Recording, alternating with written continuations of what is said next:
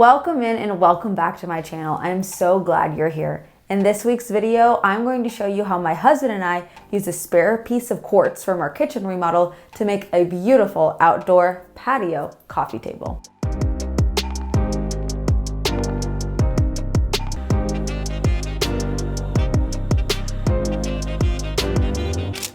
This project might be one of the simplest, easiest, and honestly most DIY friendly projects we've done. We literally did it over the span of 4 hours all in, just over a couple days, and I know with confidence you can repeat this.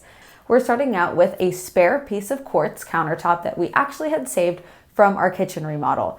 Is quartz meant to go outside? I'm not sure, but this countertop has sat in our backyard for maybe 3 years now, so it was about time we used it, and it still looks like it's in good condition, so that was enough for me. To start, we took some measurements and we went to the store to get some wood. Now, there's a few different types of wood that you should get if you're doing something outside and you want it to last through the weather. So redwood, cedar, I believe acacia, there's a lot of different wood options that are really good and naturally water resistant. We did not need much wood for this project, so let's go over what we used. They were all redwood. We used 4x4s, 2x4s, and 2x2s. The 4x4s were the legs of the table. The 2x4s were the structural support and frame that we made on top.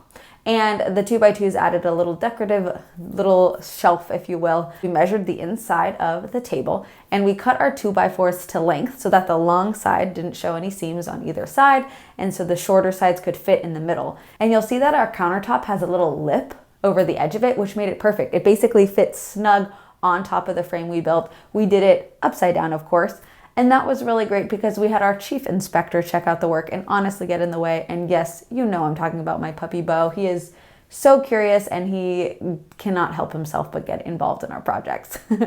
So once we built that frame, we cut our posts to length. We did about 16 inches so that the coffee table wouldn't be above 18 inches.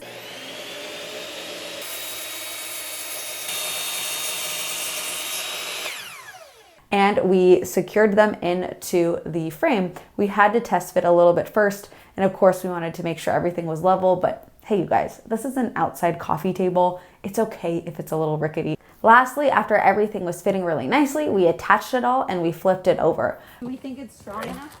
Yeah. It's...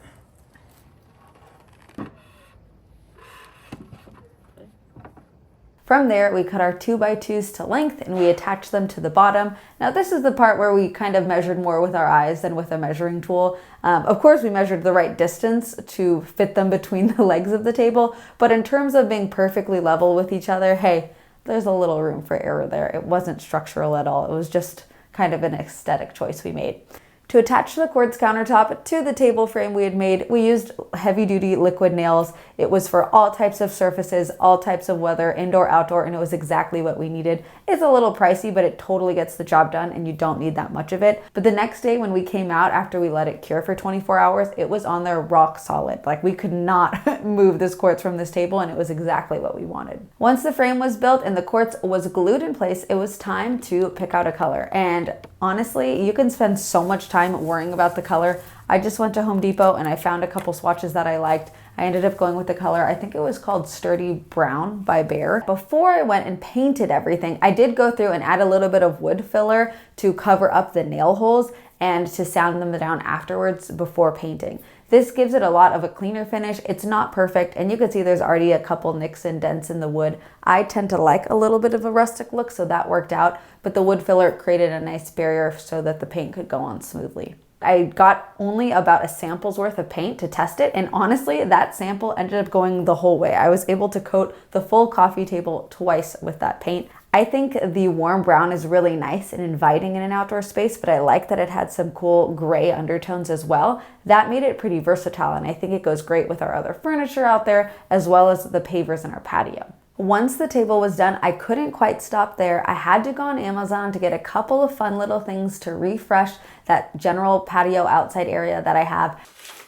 This might be my cushion. Ooh, these are hard to get out. Ooh, that is really pretty. Let's see if you can see it. Look at that pillow cover. That is really nice. Okay, let's see.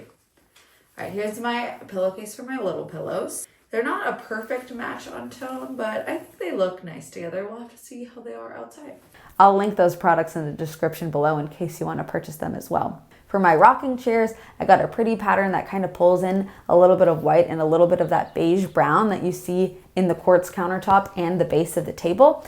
And I got some darker brown pillow covers for our outdoor patio sofa that I think perfectly match the color of the paint that we chose for the table. I did not test it first. I did not bring any swatch or sample to reference things. I kind of just eyeballed it and it worked out great. So I was really excited.